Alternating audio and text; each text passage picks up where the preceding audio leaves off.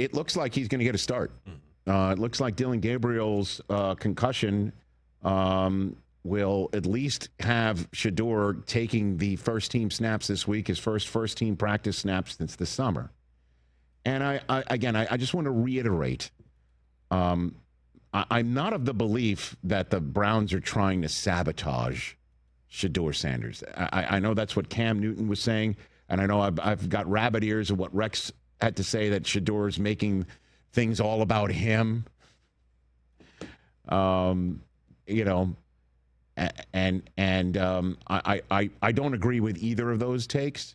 I just think it is simple as they drafted him after already drafting a rookie who they clearly, by the draft position, believe is a better prospect. Usually when you do that, you don't draft a second one. I mean, the only other time I could remember two quarterbacks being taken in a draft for a team that clearly could use one, when RG3 went in the first round for Washington, and then they took Kirk Cousins in the fourth round. I remember I looked at Mike Mayock in Radio City saying, what's up with that? Yep. Because if Cousins plays, that means something has gone terribly wrong with RG3.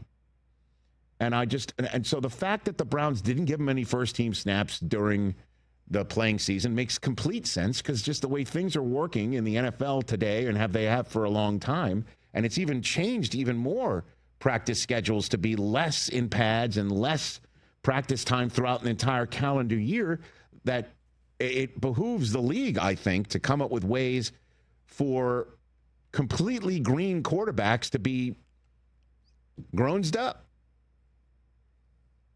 You know? So when they come into a game like Shadur came into a game, they don't look like either a deer in headlights or completely ineffective to the point where you're wondering why he was even drafted at all.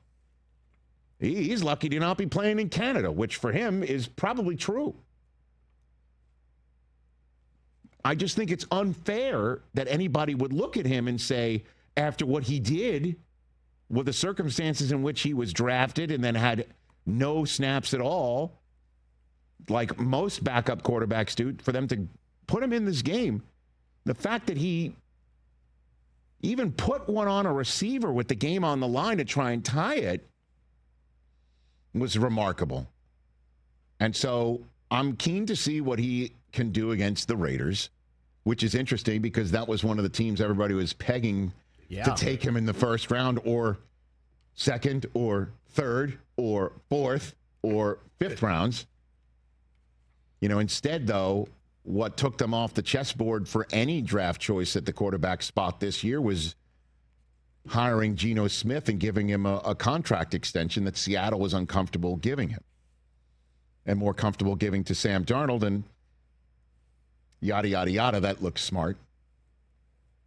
But I'm keen to see what he does with first-team snaps this week. And if he continues to struggle, would they go back to Dillon Gabriel and say, in the few weeks we have left to evaluate before we go into this draft with multiple first-round draft choices and Deshaun Watson still having 1 year of guaranteed money left, would they run it back with him one more time? And are they going to run it back with Kevin Stefanski? These are all questions for the Browns to answer over the next remaining 2 months of the season. But I think at this point in time, putting all your energies into Shadur is the only option right now, because, and this is another reason why you got to sit here and wonder, they got rid of both veterans. As a matter of fact, wouldn't it be interesting if somehow, some way, Kenny Pickett gets into this game for the Raiders against the Browns? Because they will see one of the veterans that they had, and we all thought they were going to keep at least one, not get rid of one before the season, and then get rid of one 1 month into the season by trading him to your division rival from the same state, leaving you with two rookies. Oh, and Bailey Zappi. So I imagine we might see some Zappi returns if this keeps going the way in which it's going. But I'm wondering if they'll go to Dillon Gabriel, and if Shadur, this is his one shot with the Browns. And I wish him the best of luck. because he will have a full week of reps, and we will see if they do things in the they have to. If they don't put stuff in for Shedeur that he's comfortable doing, then that gives credence to the Cam we're trying to sabotage. Right. For sure. And if they go to Zappy instead of him, if Dillon Gabriel's not ready, then it gives credence to you never wanted him in the first place. And you have to coach who's in front of you. And right now, whether they wanted him or not, they got to coach up Shedeur and beat a Raiders team that is, let's be honest, from what we saw last night, beatable. Beatable. Run Judkins, throw it to Judy, throw it to Njoku, throw it to Fannin, get Shedeur out on the perimeter, let him make some decisions, use his legs, use his savvy that he has, and let's see what's going on. But I don't ascribe to they've been sabotaging him stuff. Hour number 2 coming up. Are you surprised to learn that the Raiders are favored in this game? No. First of all, they're home. But I don't know. As I sit here right now, and I understand there's a certain faction that looks at Shedeur and saw what we saw and saying, that's the guy who's going to show up in Vegas, and that's the guy who he is, and that's the reason why he was drafted in the 5th round. And you can't throw that all on him because he was thrown into a massive frying pan. A Ravens defense that is playing some of the best football they've played all year long in a rivalry game late in the day. Get in there, kid. You haven't taken a snap with any of these guys since August. Go on in there. Do your best. Attaboy. It's not great. No. It's not optimum. So I'm not surprised about that.